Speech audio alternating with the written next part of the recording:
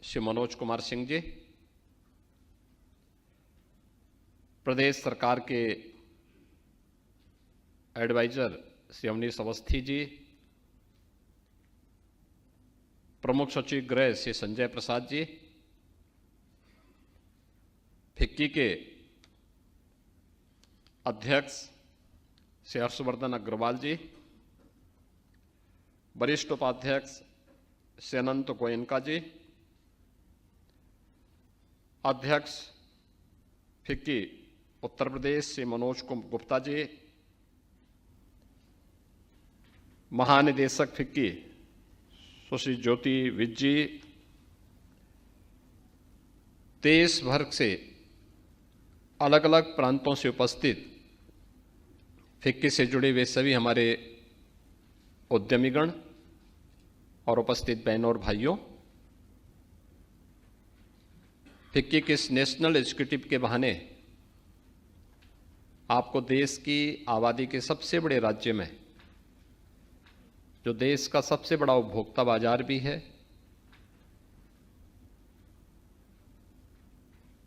श्रम बाजार भी है, इस राज्य में आगमन पर मैं प्रदेश सरकार की ओर से आप सबका हृदय से स्वागत करता हूं, अभिनंदन करता हूं। आज का दिन अत्यंत महत्वपूर्ण दिन है। भारत के संविधान के शिल्पी बाबा साहब डॉक्टर भीमराव अंबेडकर की आज पावन जयंती भी है। इस अवसर पर इस पावन आयोजन की भी मैं आपको बधाई देता हूं। फिक्की के इस आयोजन के साथ मुझे जुड़ने में आनंद की अनुभूति इसलिए भी हो रही है कि फिक्की हमारी ये डबल इंजन की सरकार उत्तर प्रदेश में आने के बाद से लेकर के लगातार उत्तर प्रदेश के विकास में हम सब की एक पार्टनर उद्यमी संस्था के रूप में कार्य करती रही है। फिक्की ने उत्तर प्रदेश के अंदर जब भी अपने आयोजन को यहां पे किया है, एक सकारात्मक भाव के साथ उत्तर प्रदेश में इन्वेस्टर फ्रेंडली माहौल बनाने के लिए और उस प्रकार के इकोसिस्टम को विकसित करने के लिए लगातार हमारे साथ मिलकर के काम किया है। और दोनों ग्लोबल इन्वेस्टर समिट हो या फिर उत्तर प्रदेश का इन्वेस्टर समिट 2018 हो, 2018 और 2023 के दोनों इन्वेस्टर समिट में हमारे सहयोगी के रूप में, चाहे उस पूरे आयोजन को सफलता की नई ऊंचाई तक पहुंचाने का अभियान रहा हो या देश और दुनिया के अंदर विभिन्न रोड शोज के माध्यम से उत्तर प्रदेश के शोकेसिंग के अभियान को आगे बढ़ाने का, इन सब में फिक्की का एक बहुत सकारात्मक योगदान रहा है। इस देश से मैं आज आपके इस नेशनल एग्जीक्यूटिव में आपके साथ जुड़ करके मुझे आनंद की अनुभूति हो रही है। मित्रों, जब उत्तर प्रदेश की हम बात करते हैं तो भारत की आबादी का सबसे बड़ा राज्य है और इस राज्य के बारे में जब कहते हैं, बहुत सारी चीजों को हमें जानना बहुत आवश्यक है और वह इसलिए भी महत्वपूर्ण हो जाती है कि उत्तर प्रदेश जैसा राज्य आखिर ऐसा फिसड्डी क्यों हो गया था, क्यों विपन्न हो गया था, क्यों बीमारू हो गया था। कोई तो कारण रहे होंगे। ये देश जब आजाद हुआ था, स्वतंत्र भारत में देश की नेशनल एवरेज के बराबर यहां की भी पर कैपिटा इनकम थी, लेकिन धीरे धीरे करके वह घटती गई और एक समय तो ऐसी आ गई जब नेशनल एवरेज का 1/3 यूपी की पर कैपिटा इनकम रह गई थी। लेकिन पिछले 8 वर्ष में बदलते हुए उत्तर प्रदेश को देश ने भी देखा है, दुनिया ने भी देखा है। प्रधानमंत्री मोदी जी के नेतृत्व में, उनके मार्गदर्शन में, उनकी प्रेरणा से उत्तर प्रदेश ने जो कदम बढ़ाए हैं पिछले 8 वर्ष में, इन सब के आप साक्षी रहे हैं। हर एक पग पर आपके जो महत्वपूर्ण सुझाव रहे हैं, उन सभी सुझावों को लेकर के पॉलिसीज निर्माण में जो आपका योगदान रहा है, उन सब को लेते हुए, समेटे हुए आज उत्तर प्रदेश देश की अब बीमारू राज्यों की कतार में नहीं, बल्कि विकास की तीव्र गति के साथ, अग्रणी पंक्ति के साथ आगे बढ़ने वाला राज्य और एक विकसित राज्य की दिशा में कदम बढ़ाने वाला राज्य है। आज एक बीमारू राज्य नहीं है।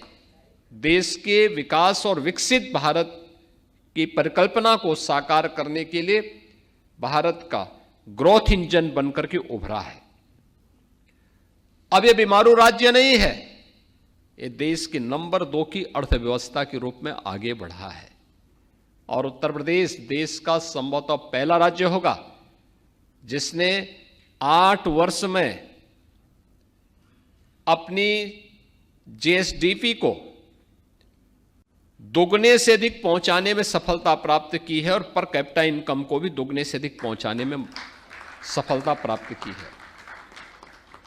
सबसे अधिक ग्रोथ रेट के साथ उत्तर प्रदेश आज आगे बढ़ रहा है और इसमें आप सभी उद्यमियों का विश्वास हमारे लिए अत्यंत महत्वपूर्ण रहा है। आपका पग पग पर सहयोग हमारे लिए अत्यंत महत्वपूर्ण रहा है और इसलिए इन्वेस्टर फ्रेंडली पॉलिसीज बने, इसके लिए सरकार ने अपने कार्यक्रम को आगे बढ़ाया। जितने भी अनावश्यक कानून थे उन्हें समाप्त करने के कार्यक्रम को युद्ध स्तर पर आगे बढ़ाया। रिफॉर्म के लिए सरकार तैयार रही। सुरक्षा का एक बेहतर वातावरण प्रदेश के अंदर पैदा किया गया, न केवल इन्वेस्टर का बल्कि उसकी पूंजी की सुरक्षा की गारंटी भी सरकार लेगी। इस विश्वास के साथ जब कार्य प्रारंभ हुए तो आज परिणाम हम सबके सामने है। मैं बार बार याद करता हूं, स्मरण करता हूं उन दिनों की बात जब हमें सरकार बनानी थी प्रदेश के अंदर। सरकार बनाने के बाद पहला जो हमारे सामने प्रस्ताव आया था कि किसानों का कर्ज माफ होना है। मैंने पूछा था कैसे होगा, कैसे कार्यक्रम आगे बढ़ेंगे।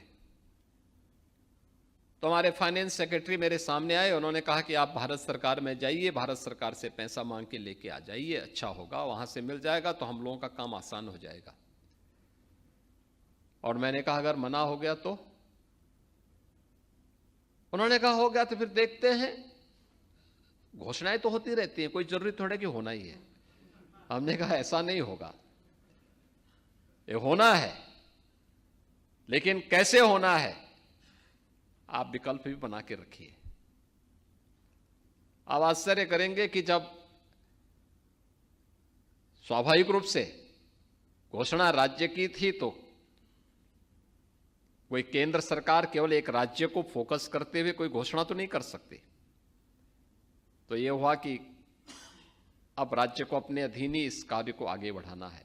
किसानों के कर्ज माफी को लेकर के भी था और कर्मचारियों के 7 पे कमीशन की सिफारिशों को भी लागू करने का था। कैसे होगा?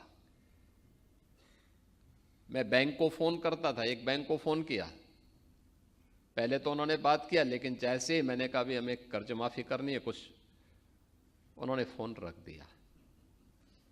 दूसरे को क्या, उन्होंने भी फोन बहुत रिस्पांस अच्छा नहीं दिया। और इसके बाद फिर मैंने समझा हो सकता फोन कट गया, उसके बाद फोन रिसीव होना ही बंद हो गया। ये वह सच्चाई थी 2017 की। खजाना खाली था, वेतन देने के लिए पैसे नहीं थे। तब मैंने फाइनेंस सेक्रेटरी को बिठाया तो उन्होंने भी वही बैंकर्स की स्थिति उनकी भी थी, वे भी आए मेरे साथ। उन्होंने कहा साहब मेरी तबीयत अब अच्छी नहीं रहती है, मैं कुछ दिन के लिए छुट्टी में जाना चाहता हूं। तो मेरे सामने चैलेंज था, क्या होगा। मैंने कहा भी आप छुट्टी में बाद में जाना, पहले आप 3 घंटे मेरे साथ बैठिए और मेरे साथ बैठेंगे, रात्रि में मैं आपको बिठाऊंगा और एक ऐसा मंत्र दूंगा जिस मंत्र से हम उत्तर प्रदेश को आगे बढ़ा देंगे। तो बैठे, मैंने कहा भी गत वर्ष के बजट को लेके मेरे साथ बैठिए और मैंने कहा मैं आपको बताऊंगा बजट में पिछली सरकार ने कहां कहां पे बेईमानी की है और मैंने कहा उस लीकेजेस को हमें रोकना है पहले। उन्होंने कहा, मैंने कहा आपने सर्वे करवा लिया कि कितना पैसा कर्ज माफी पे लगने वाला है। उन्होंने कहा हाँ साहब 36,000 करोड़ का है। मैंने कहा इसमें बहुत सारे रिपीटिशन भी हो रहे होंगे, इसको टेक्नोलॉजी का थोड़ा उपयोग हो जाए, आधार से इसको लिंक किया जाए, बहुत सारी चीजें देखने को मिलेंगे। उन्होंने कहा साहब तो हम कर चुके हैं, तो 99,000 करोड़ का पहले आया था, फिर 56,000 करोड़ में आया, अब 36 में आया है। और हम लोग बैठे, मैंने कहा देखो ये योजनाएं सरकार की केवल इसमें लीकेजेज हैं, इन लीकेजेज को आप समाप्त करिए। अगला बजट भी हमें इसी के साथ तैयार करना है और ये मान के चलिए कि हमें अपने बजट से पैसा देना है। कर्मचारियों को का भी 7 पे कमीशन लागू करना है और ये वही उत्तर प्रदेश है जिसके पास वेतन के लाले थे, आज रेवेन्यू सरप्लस स्टेट के रूप में अपने आप को स्थापित किया है। लीकेजेज रोके गए, टेक्नोलॉजी का बेहतर उपयोग किया गया, हर एक स्तर पर रिफॉर्म किए गए, आम जन के विश्वास को अर्जित किया गया। और आज आप देखते होंगे कि उत्तर प्रदेश ने प्रत्येक क्षेत्र में आज कदम बढ़ाना प्रारंभ किया है और लोगों को लगता है कि डबल इंजन की सरकार ने उनके जीवन को परिवर्तन करने की दिशा में जो कदम बढ़ाए हैं वे सार्थक हैं। क्या इंफ्रास्ट्रक्चर का हो, क्या वेलफेयर का हो, क्या प्रदेश के अंदर अन्नदाता किसानों का हो, क्या गरीब कल्याणकारी योजनाओं को लेकर के हर एक क्षेत्र में सरकार के द्वारा बढ़ाए गए कदम आज उत्तर प्रदेश के समग्र विकास के रूप में हम सबके सामने देखने को मिल रहे हैं। कोई सोचता था उत्तर प्रदेश के सामने पहचान का संकट था, नौजवानों के सामने, यहां का किसान हो या उद्यमी, यहां का नौजवान हो या यहां का एक सामान्य नागरिक, वह उत्तर प्रदेश के बाहर जाकर के अपनी पहचान छुपाने के लिए मजबूर होता था।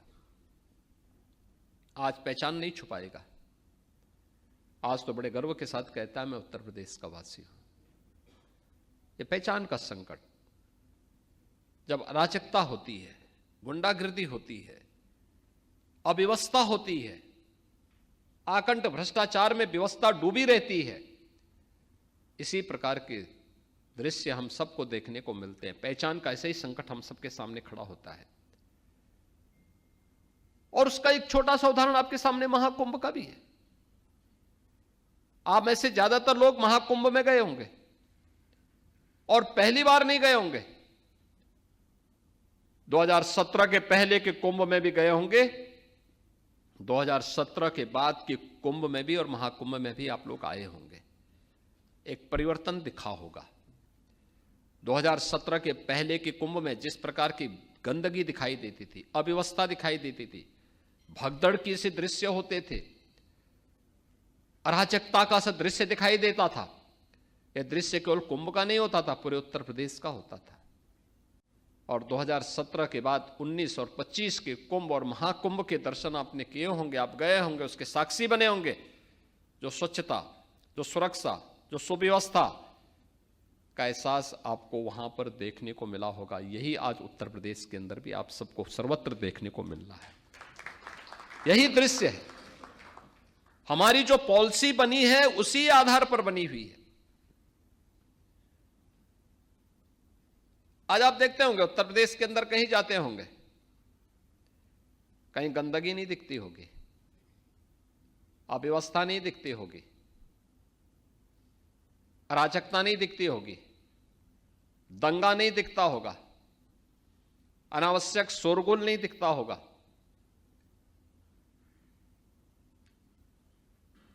रूल ऑफ लॉ आपको उत्तर प्रदेश के अंदर अक्सरशः एक केवल भाषणों का विषय नहीं, जमीनी धरातल पर दिखता होगा। ये जमीनी धरातल की एक हकीकत है। कोई सोचता था अनावश्यक धर्मस्थलों से माइक की आवाजें बंद हो जाएं? हां, सबसे ज्यादा माइक थे यूपी में, हमने सभी उतार दिए हैं। आज यहां पे नहीं होती है। पर और त्योहार के अवसर पर सड़कें जाम होती थीं और प्रतिस्पर्धा फिर विकास के लिए नहीं होती थी। एक पक्ष कहता था धर्मस्थल के अंदर जगह है, वो कहता नहीं मैं तो सड़क पे ही करूंगा। हमने कहा सड़क चलने के लिए है, और अगर सड़क पे ज्यादा देर खड़े रहोगे, जाम करोगे, तो हर्जाना भी भुगतना पड़ेगा। फिर अब तय कर लो क्या करना है। आज आप देखते होंगे सड़कों पर कोई भी ऐसा नजारा नहीं होता है, सड़कें खाली हैं। अलविदा की नमाज में भी आपने देखा होगा और ईद के अवसर पर भी देखा होगा। उधर ये लोग करते थे तो दूसरी तरफ भी लोग आते थे, कहते थे साहब अब हम तो भी हनुमान चालीसा चौराहे पे करेंगे। हम उनको समझाते थे अरे मंदिर का ये जगह है। लोग कहते थे नहीं, जब वो कर रहे हैं तो हम भी करेंगे। हमने कहा नहीं कि कोई किसी को भी नहीं करने देंगे। आज आप देखते होंगे कॉमन मैन को समस्या नहीं, बेटी भी सुरक्षित हुई तो व्यापारी भी सुरक्षित हुआ है। यह तब जब सुरक्षा का एक बेहतर वातावरण दिया गया। लेकिन बेहतर वातावरण देने के लिए अचानक सरकार कदम नहीं बढ़ा सकती। पुलिस की पारदर्शी भर्ती की प्रक्रिया को आगे बढ़ाया गया, उनकी कैपेसिटी बिल्डिंग किया गया। मैं भी देख रहा था आपके कुछ सम्मानित पूर्व अध्यक्ष जो महाकुंभ के साक्षी बने थे, उनमें से एक पूर्व अध्यक्ष बोलने लगे। उन्होंने कहा कि पुलिस भी सहयोग कर सकती है और बुजुर्गों का सहारा बन सकती है। ये महाकुंभ में हमने देखा था। हमने कहा यही है बिहेवियर चेंज, कैपेसिटी बिल्डिंग का परिणाम है। ये जो एक निश्चित ट्रेनिंग का पार्ट बनाया गया। जब 2017 में हम लोग आए थे, 1.5 लाख पुलिस कर्मियों की भर्ती यहां खाली थी, जगह खाली थी। अनुमान करिए जिस राज्य में 1.5 लाख पुलिस कार्मिक को पद खाली हों, क्या हालत होते रहे होंगे उस राज्य के। और खाली इसलिए थे क्योंकि माननीय न्यायालय को, माननीय उच्चतम न्यायालय को और माननीय उच्च न्यायालय को तत्कालीन प्रदेश सरकार पर विश्वास नहीं था कि पारदर्शी भर्ती की प्रक्रिया संपन्न कर पाएंगे। मैं भौचक था, मैंने कभी 1.5 लाख पुलिस की भर्ती, पुलिस के पद खाली पड़े हुए हैं तो ये भर्ती होती क्यों नहीं है। मुझे बताया गया साहब इसलिए नहीं भर्ती हो रही है क्योंकि कोर्ट ने स्टे लगा रखा है। हमने कहा कोर्ट के कुछ ऑब्जर्वेशन तो होंगे, उस ऑब्जर्वेशन को पूरा करो ना, पॉलिसी बनाओ। एक जो मंशा है माननीय न्यायालय की, उस मंशा के अनुरूप पॉलिसी तैयार करो, न्यायालय में सबमिट करो, स्टे वैकेट करो। फिर मेरे सामने प्रस्ताव आया कि साहब अगर हम एक साथ इतनी भर्ती करेंगे तो ट्रेनिंग कहां होगी। मैंने कहा ट्रेनिंग की क्षमता कितनी है, कहा 3000। और मैंने कहा पद कितने खाली हैं, 1.5 लाख। तो मैंने कहा तो जिंदगी भर हम ट्रेनिंग ही कराते रहेंगे क्योंकि 9 महीने की ट्रेनिंग है। तो हमने उस समय कहा, मैंने कहा भी आप पैरामिलिट्री, मिलिट्री और अन्य राज्यों से मालूम करो। कुल मिलाकर के हमें यह क्षमता बढ़कर के, यानी मिलिट्री, पैरामिलिट्री और अन्य राज्यों से भी हमने जो सहयोग लिया, कुल मिलाकर के 30,000 हुआ। हमने कहा भी पहले अपनी क्षमता को बढ़ाओ क्योंकि भर्ती की प्रक्रिया कोई आज एक दिन में तो होगी नहीं। हम आज विज्ञापन निकालेंगे, स्क्रीनिंग होगी, प्रक्रिया को बनते बनते बनते कम से कम इसमें 9 महीने का, 9 से 10 महीने लगेंगे अगर हम तेजी करेंगे तब। अच्छा होगा कि हम लोग इस दौरान अपनी ट्रेनिंग की क्षमता को बढ़ाएं, अच्छे ट्रेनर तैयार करें। और आज मुझे बताते हुए प्रसन्नता है, इस समय हमने 60,000 भर्ती एक साथ की है पुलिस कार्मिकों के, 60,200। और इस 60,200 की ट्रेनिंग एक साथ हम करने जा रहे हैं। 3,000 से बढ़ा करके 60,000 पुलिस कार्मिकों की एक साथ ट्रेनिंग हो, आज ये क्षमता अकेले उत्तर प्रदेश में है। उत्तर प्रदेश आज इसको करने जा रहा है। भर्ती की प्रक्रिया किसी भी विभाग में पारदर्शी तरीके से संपन्न हुई। आप मुझे बताइए कि जो व्यक्ति पैसा देकर के भर्ती हो रहा होगा, तो वहां जाकर के वो भजन थोड़े गाएगा। और यही होता था यहां पे, यही होता था, बोली लगती थी, चाचा भतीजे में प्रतिस्पर्धा होती थी, कौन कितना वसूली कर ले। लेकिन आज ऐसा नहीं है, आज पारदर्शी तरीके से सारे कार्य चल रहे हैं। और यही कारण है सरकार पॉलिसी लाई, अपने रिसोर्सेस को बढ़ाए, सरकार ने अपनी इनकम बढ़ाई, अतिरिक्त टैक्स का बोझ जनता जनार्दन पे भी नहीं देने दिया। सबसे कम वैट वाला राज्य यूपी है और सबसे अच्छी सुविधा भी उत्तर प्रदेश अपने यहां देने का प्रयास कर रहा है। इंफ्रास्ट्रक्चर पर ध्यान दिया गया। कोई सोचता था उत्तर प्रदेश के बारे में पहचान क्या थी? 2017 के पहले लोगों का मानना था जहां से सड़कों पे गड्ढे हो जाएं, दिखे और सायकाल होते ही जहां अंधेरा दिखाई देने लग जाए, समझ लो उत्तर प्रदेश आ गया।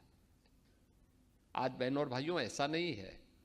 आज हमारी इंटर स्टेट कनेक्टिविटी 4 लेन की कनेक्टिविटी से जुड़ी हुई है। देश के अंदर सर्वाधिक एक्सप्रेसवे, देश के कुल एक्सप्रेसवे का 55% उत्तर प्रदेश के पास। देश का सबसे बड़ा रेल नेटवर्क उत्तर प्रदेश के पास। देश की पहली रैपिड रेल उत्तर प्रदेश के पास। देश के अंदर सबसे अधिक मेट्रो सिटी उत्तर प्रदेश के पास, जहां मेट्रो का संचालन, पब्लिक ट्रांसपोर्ट के लिए मेट्रो का संचालन हो रहा है, उत्तर प्रदेश के पास। और जो अभी मनोज जी कह रहे थे या हर्षवर्धन जी कह रहे थे कि लैंडलॉक्ड स्टेट है, देश का पहला इनलैंड वाटरवे उत्तर प्रदेश के पास। उत्तर प्रदेश के वाराणसी से लेकर के हल्दिया के बीच में चालू हो चुका है, उसे प्रयागराज तक एक्सटेंड करने की व्यवस्था। और उत्तर प्रदेश में हम लोगों ने इनलैंड वाटरवे अथॉरिटी का गठन भी हम लोग कर चुके हैं, जिसमें हम लोग उन सभी संभावनाओं को आगे बढ़ाएंगे जिसको हम कर सकेंगे।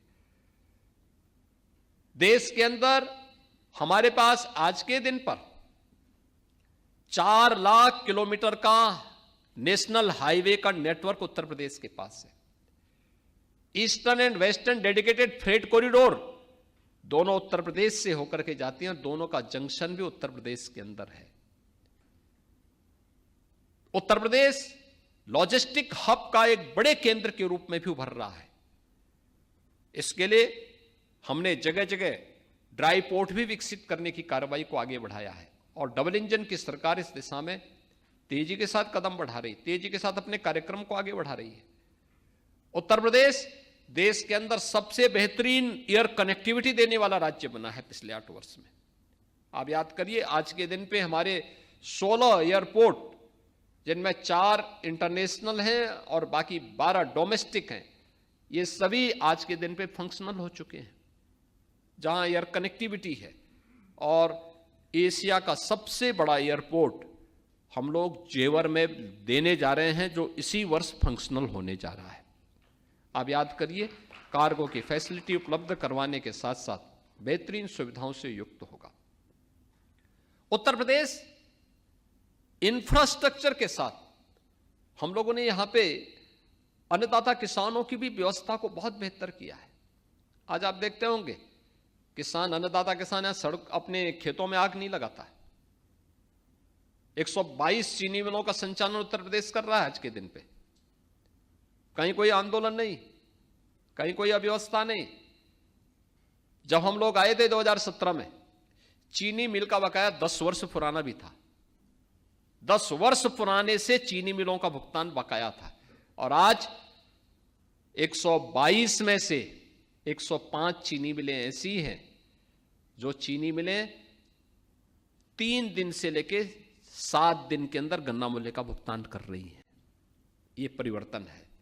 कहां 10 वर्ष और कहां 3 से लेकर 7 दिन का समय। ये वही उत्तर प्रदेश है जिसने 8 वर्ष में 2,80,000 करोड़ रुपए का गन्ना मूल्य का भुगतान डीबीटी के माध्यम से सीधे किसान के खाते में किया है। अगर 1996 से 2017 के बीच में हम देखेंगे, इन 22 वर्षों में जितना गन्ना मूल्य का भुगतान गन्ना किसानों को हुआ है, उससे भी 60,000 गन्ना मूल्य का भुगतान अतिरिक्त हम लोगों ने मात्र 8 वर्ष में ही गन्ना किसानों को किया है। यानी ये चेंज है, ये परिवर्तन है।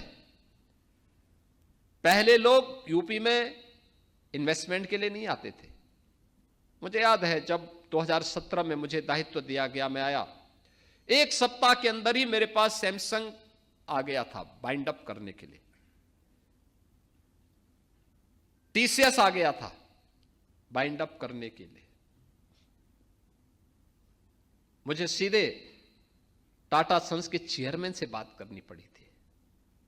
सैमसंग से बातचीत करने के लिए मुझे अपने औद्योगिक विकास मंत्री को भेजना पड़ा था कि भाई जाइए, उनकी समस्याएं क्या हैं, क्यों नहीं आप उनकी बात को सुनते हैं, समाधान का रास्ता अपनाइए। उन्होंने कहा नहीं, हम आपको देख के नहीं बंद कर रहे हैं, हमें इतना प्रताड़ित किया जा चुका है पिछली सरकारों के समय में, अब हम नहीं कर पाएंगे, हमारी स्थिति नहीं है, हमारा मैनेजमेंट तैयार नहीं हो रहा है। हमने कहा बदल चुकी है, प्रताड़ना आपकी हुई होगी, लेकिन जनता ने उन्हें बदल दिया है, उन्हें कहीं का नहीं छोड़ा है। अब तो आप कम से कम जनता की भावनाओं का सम्मान करते हुए यहां आइए, यहां रहिए। और मुझे यानी आज आप देखते होंगे कि सैमसंग भी अपना यहां पे निवेश किया है, उसने नया निवेश भी यहां पे किया है, टीसीएस ने अपना एक्सपेंशन किया है, अन्य तमाम उद्यम यहां पर आए हैं और पिछले 8 वर्ष में 15 लाख करोड़ रुपए का निवेश प्रस्ताव जमीनी धरातल पर उतारने में भी हमें सफलता प्राप्त हुई है। 33 सेक्टोरियल पॉलिसीज के साथ आज हम काम कर रहे हैं। निवेश मित्र के नाम पर सिंगल विंडो प्लेटफॉर्म आपको दे रखा है, जिसके माध्यम से 500 से अधिक कैलेंस हम एक साथ उपलब्ध करवाने का काम कर रहे हैं। एमएसएमई जो यूपी का मर चुका था, दम तोड़ चुका था, उसको पुनर्जीवित करते हुए 96 लाख यूनिट और उसके रजिस्ट्रेशन की कार्रवाई और उन्हें 5 लाख रुपए की सुरक्षा बीमा का कवर भी देने का काम उत्तर प्रदेश सरकार कर रही है। एमएसएमई यूनिट को स्थापित करने के लिए 1000 दिन तक किसी भी प्रकार की एनओसी की आवश्यकता नहीं, बल्कि प्रोविजनल हब दे देंगे। आप अपना यूनिट को लगाइए, चालू करिए और इस दौरान अपना एनओसी की प्रक्रिया को आप पूरा करिए, कोई बाध्यकारी नहीं। अनावश्यक रूप से प्रताड़ना के जितने भी थे रिफॉर्म किए गए, लेबर लॉ में रिफॉर्म किए गए। आज भी मैं इस बात को देखता हूं, इंडस्ट्री में कहीं कोई डिस्टरबेंस है और कानपुर को तबाह करने वाला वह गिरोह फिर से कहीं सक्रिय दिखता है, तो मैं सबसे पहले वहां के डीएम और एसपी से बोलता हूं, मैंने कहा भी तुम सो रहे हो या कहीं जाग रहे हो, ये सब क्या हो रहा है? इंडस्ट्री अगर बंद होगी तो सबसे पहली मार पड़ेगी वहां के काम करने वाले कार्मिकों पर, वहां पे जो लेबर काम कर रही है उस पर एक मार पड़ेगी। क्यों उनके पेट पे लात मारने देते हो किसी को? कार्रवाई करो इन लोगों के खिलाफ, संवाद बनाओ। आज परिणाम आपके सामने आ रहा होगा, कहीं कोई दिक्कत नहीं, कोई नेतागिरी नहीं। मुझे याद है एक सज्जन से मैं जब 2018 के इन्वेस्टर समिट के पहले मुंबई गया था रोड शो के लिए, तो उस रोड शो में मुंबई के एक उद्यमी से मैंने कहा आप भी यूपी में आइए। उन्होंने कहा यूपी में, तो मुझे मिलने के लिए आए थे, तो मैंने कहा यूपी में, तो यूपी, उन्होंने कहा यूपी में, मैंने कहा हाँ, तो हंसे और जोर से, कहा आज तक मैं यूपी गया नहीं हूं। मैंने कहा आप आइए। उन्होंने कहा साहब यूपी में, तो उनका श्वास थोड़ा लंबी श्वास चलने लगे। तो मैंने कहा क्यों आप यूपी के नाम से डर रहे? कहा वहां सुरक्षा है। तो मैंने कहा भी मैं वहां पे हूं, आपको लगता है क्या सुरक्षा नहीं थी क्या? कहा नहीं, मैं यही तो आपसे पूछ रहा हूं। आप आश्चर्य करेंगे कि वे जब उत्तर प्रदेश में उन्होंने 2020 में, देखिए मैं 17 और 18, 17 के अंत में मैं गया था, नवंबर दिसंबर का महीना रहा होगा।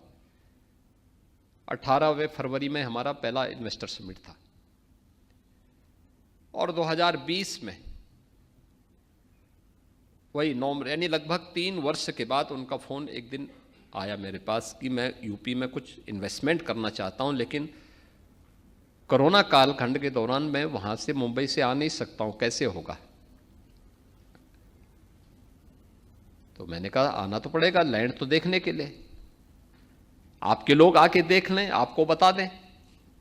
उन्होंने कहा और कोई विकल्प? मैंने कहा ड्रोन सर्वे कर लीजिए, क्योंकि मेरे लिए भी उत्सुकता थी कि इन्होंने मुझे मना किया है और अब ये इन्वेस्टमेंट करने के लिए इच्छुक हैं, तो आखिर कोई बात तो होगी। और मुझे उनको किसी भी स्थिति में लेके आना था कि आप आइए देखें पहले। उन्होंने कहा साहब कोरोना है। मैंने कहा आपके लोग होंगे? उन्होंने कहा है, लेकिन और क्या हो सकता है? मैंने कहा ड्रोन से सर्वे आप करके ले लीजिए, हम अथॉरिटी को बोल दे रहे हैं। मैंने विभाग से कहा, मैंने कहा भी इन लोगों को लैंड दिखवाओ, आवश्यकता पड़ती ड्रोन सर्वे करवा देना, ड्रोन से वे देखना चाहेंगे, कोई दिक्कत नहीं, वो देखें अपनी सुविधा के अनुरूप। आप आश्चर्य करेंगे, उन्होंने ड्रोन से सर्वे किया, देखा, एमओयू किया, उनका इन्वेस्टमेंट का भी कार्य प्रारंभ हुआ। उन्होंने कहा मैं चाहता हूं शिलान्यास आप कर लें, भूमि पूजन। मैंने कहा कर लेंगे। उन्होंने कहा लेकिन कोविड के नाते मैं नहीं आऊंगा। तो मैंने कहा भी मैं ऑनलाइन कर दूंगा, वर्चुअली कर दूंगा। उन्होंने किया। पहले चरण में उन्होंने 4000 करोड़ का निवेश यहां पे किया। निवेश करने के बाद वो मेरे पास आए एक दिन, तब तक कोविड समाप्त हो चुका था। उन्होंने कहा मैं चाहता हूं उद्घाटन आप कर देते। मैंने कहा बन गया? उन्होंने कहा हाँ मेरा वो बन चुका है। मैंने कहा मैं बनाता हूं कार्यक्रम। उनका निमंत्रण पत्र छपा तो उसमें लोकल हमारे मिनिस्टर का भी नाम नहीं था और उनके लोकल एमपी एमएलए का नाम भी नहीं था। तो मैंने कहा यार हमारे लोकल एमपी एमएलए को भी बुला देते तो अच्छा रहता, सभी लोग आ जाते।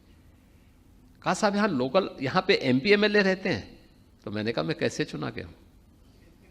अरे मुझे विधायकों ने ही चुना है, पार्टी भारतीय जनता पार्टी। लेकिन कहा साहब वो भौचक थे। खैर उन्होंने कहा, मैंने कहा दूसरा निमंत्रण पत्र छप सकता है? उन्होंने कहा हाँ कोई दिक्कत नहीं। खैर उन्होंने वो किया। खैर उद्घाटन हुआ, उद्घाटन का कार्यक्रम अच्छा हुआ। उद्घाटन के बाद उनका कुछ बहुत अच्छा चल रहा है। जब मैं 2023 के रोड शो के लिए मुंबई गया और वहां उद्यमियों से मैं बात कर रहा था तो उनको बोलने का मौका मिला। तब उन्होंने कहा कि सचमुच इन्वेस्टमेंट का ड्रीम डेस्टिनेशन कोई आज के दिन पे है तो यूपी है।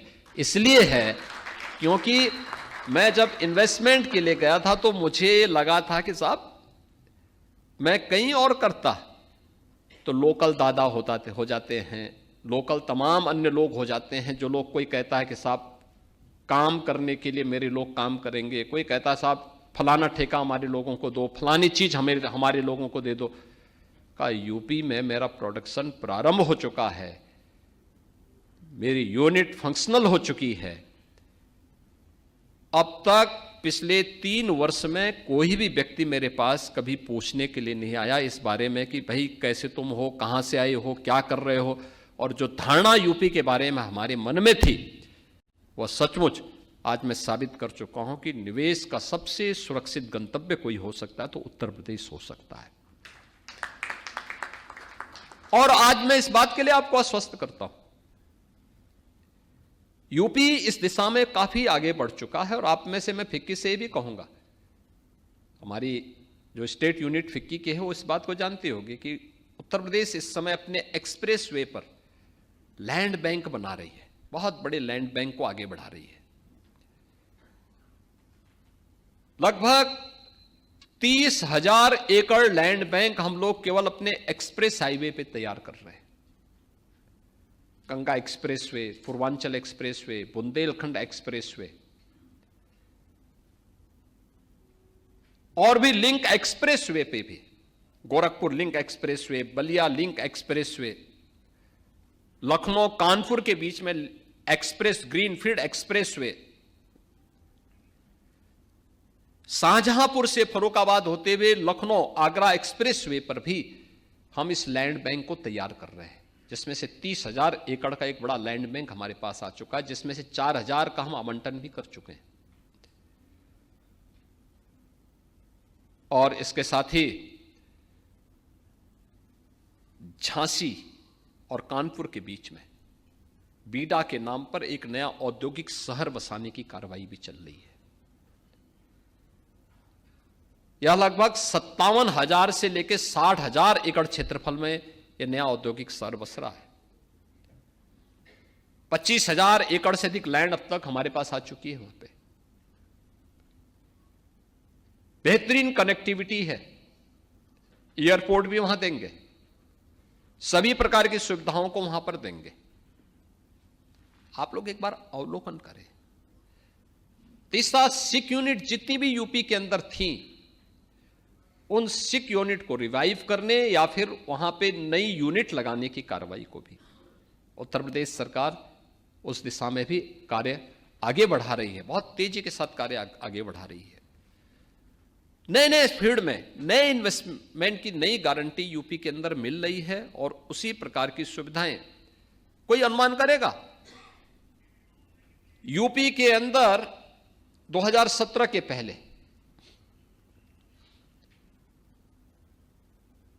कोई यूनिट पहले तो आती नहीं थी, अगर बाई चांस कहीं से आ भी गई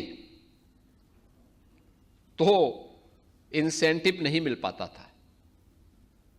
हमें आज भी देना पड़ रहा है, यानी 2007 में, 2012 में, 2016 में जिन लोगों ने इन्वेस्टमेंट किसी प्रकार से थोड़ा थोड़ा किया भी था, उनको कभी उनका इंसेंटिव नहीं मिल पाया था जो गवर्नमेंट ने अपनी पॉलिसी के तहत की भी थी।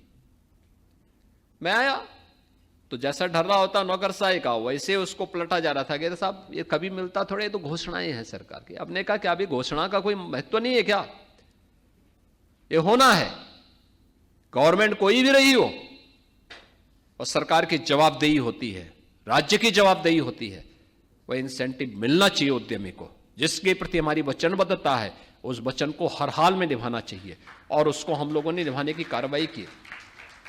आप आश्चर्य करेंगे, हम लोगों ने 2017 के पहले तो किसी को नहीं मिली थी, लेकिन 2017 से लेकर 23 तक जितना भी निवेश के, औद्योगिक निवेश के इंसेंटिव दिए थे हम लोगों ने, उससे भी अधिक। अकेले इस वर्ष हमने 4,000 करोड़ रुपए का इंसेंटिव बांटा है उद्यमियों को जिन्होंने उत्तर प्रदेश के अंदर निवेश किया था। और लगातार इस कार्यक्रम को आगे बढ़ाने की कार्रवाई को आगे बढ़ाने के लिए सरकार की जो घोषणाएं होंगी, सरकार ने जो वायदे किए हैं, उसको जमीनी धरातल पर उतारने के लिए सरकार पूरी प्रतिबद्धता के साथ कार्य कर रही है। और आज इसीलिए मैं आज आपके पास आया हूं आपसे कहने के लिए, आप देश भर से आए हैं। मैं बोलूंगा स्वाभाविक रूप से मैं तो यूपी के बारे में ही बोलूंगा, लेकिन उत्तर प्रदेश में प्रत्येक सेक्टर में अनंत संभावनाएं हैं और एक सामर्थ्य से भरा हुआ राज्य है यूपी। आपने देखा होगा कितना, जब हम लोग महाकुंभ के लिए वहां प्रयागराज के इंफ्रास्ट्रक्चर के लिए काम कर रहे थे, हमारे विपक्ष के जो मित्रगण हैं ये बहुत विरोध कर रहे थे। क्या सरकार का काम कुंभ करना है क्या? क्या सरकार का काम अनावश्यक रूप से पैसा बहाने का है क्या? ऐसी ऐसी टिप्पणी करते थे। मुझे हंसी भी आती थी इन लोगों पर और दया भी आती थी। इनको मौका मिला, इन्होंने कुछ नहीं किए, लोग कर पाए। लेकिन आज हम कर रहे हैं तो इनको इसमें भी बुरा लग रहा है। और लगभग 7,500 करोड़ रुपए सरकार ने, केंद्र और राज्य सरकार ने मिलकर के महाकुंभ के आयोजन के साथ खर्च किया था। प्रयागराज सिटी की कायाकल्प हुई, प्रयागराज की कनेक्टिविटी को बेहतर किया गया। हमें मालूम था जनता के प्रति देश का विश्वास, उत्तर प्रदेश की जनता और देश का जो विश्वास आज सरकार के साथ, डबल इंजन सरकार के साथ जो जुड़ा है, बड़े पैमाने पे श्रद्धालु आएंगे, बड़े पैमाने पे श्रद्धालु आएंगे। कैसे हम तैयारी कर सकते हैं, उसके लिए प्लानिंग की गई, पूरी सरकार ने मिलकर के तैयारी की। एक एक व्यक्ति की जवाबदेही तय की गई, हर विभाग अपने स्तर पर कार्य करता हुआ दिखाई दिया। और मैं तब भी बोलता था कि महाकुंभ का मतलब अब केवल प्रयागराज नहीं होगा, महाकुंभ का मतलब काशी भी होगा, विंध्यवासिनी धाम भी होगा, अयोध्या भी होगा, चित्रकूट भी होगा, नैमिषारण्य भी होगा, गोरखपुर भी होगा, मथुरा वृंदावन भी होगा, सुख तीर्थ भी होगा। और मैं जहां पूछता था हर दिन, मुझे इस दौरान प्रयागराज में तो काफी बार जाने का अवसर मिला था, बाकी अन्य जगहों पर अयोध्या इस दौरान 2 बार मुझे जाना पड़ा था और काशी 1 बार जाना पड़ा था। लेकिन अन्य जगहों पर भी हमने पहले से ही वीडियो कॉन्फ्रेंसिंग के माध्यम से, कहीं मुख्य सचिव को, कहीं पर अन्य अधिकारियों को भेज करके, एक मंत्रियों की टीम को भेज करके वहां व्यवस्था को ठीक करने के लिए हमने कहा था।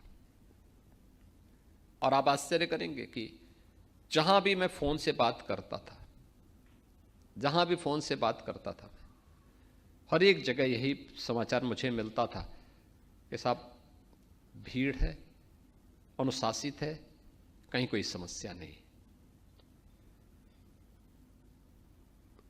पूरा पैक था, क्या विंध्यवासिनी धाम, क्या काशी, क्या अयोध्या, क्या गोरखपुर, क्या चित्रकूट, क्या नैमिषारण्य, प्रयागराज तो था ही। प्रयागराज में तो भीड़ थी ही, देश और दुनिया की।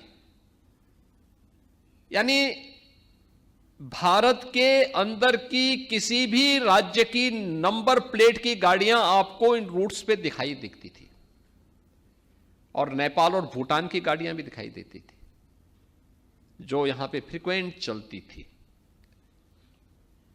जिन्होंने आकर के महाकुंभ का आनंद भी लिया और महाकुंभ के इस आनंद के साथ बिजनेस को भी बढ़ाया, हर एक सेक्टर में बिजनेस को बढ़ाया। जो वहां गया उसको उस प्रकार की सुविधा मिली, उस प्रकार का आनंद की अनुभूति भी हुई। तो उत्तर प्रदेश की उस सामर्थ्य को दुनिया ने देखा है, देश ने देखा है, और वही सामर्थ्य उत्तर प्रदेश के अंदर आज भी है। मैं आज के इस अवसर पर, जब आप अपनी नेशनल एग्जीक्यूटिव के साथ प्रदेश की राजधानी लखनऊ में उपस्थित हुए हैं, आप सबसे आग्रह करूंगा कि उत्तर प्रदेश के इस जो हम लोगों ने एक इकोसिस्टम यहां पे डेवलप किया है इन्वेस्टमेंट का, और डबल इंजन सरकार होने का जो लाभ प्रत्येक इन्वेस्टर को प्राप्त हो रहा है, प्रत्येक उद्यमी ले रहा है, उत्तर प्रदेश का हर व्यापारी ले रहा है, इसमें आपकी रुचि उत्तर प्रदेश को प्रधानमंत्री मोदी जी के आत्मनिर्भर भारत की परिकल्पना को साकार करने के लिए और विकसित भारत की परिकल्पना को साकार करने के लिए बड़ी मदद कर सकता है। और उत्तर प्रदेश इस दिशा में जिन कदमों के साथ आगे बढ़ रहा है, जो मैंने पहले भी कहा, आज देश के अंदर सबसे अधिक ग्रोथ रेट के साथ बढ़ने वाला राज्य है, सबसे बड़ा एमएसएमई का बेस रखने वाला राज्य है, लैंड बैंक बेहतरीन लैंड बैंक के साथ काम करने वाला है, इन्वेस्टर फ्रेंडली 33 यूपी की जो पॉलिसीज हैं, ये भी आपके पास आज के दिन पर हैं। इस किसी भी सेक्टर में आप जहां भी आप देखेंगे, जहां भी आपको उचित लगता हो, आप देखें उन सभी क्षेत्रों में, और निश्चित ही भारत के ग्रोथ इंजन के रूप में इस गाथा को आगे बढ़ाने में आपका यही सकारात्मक सहयोग हमें फिर से प्राप्त होगा। मैं एक बार फिर से आपका स्वागत करता हूं और आपकी इस नेशनल एग्जीक्यूटिव के प्रति अपनी मंगलमय शुभकामनाएं देता हूं। धन्यवाद। जय हिंद।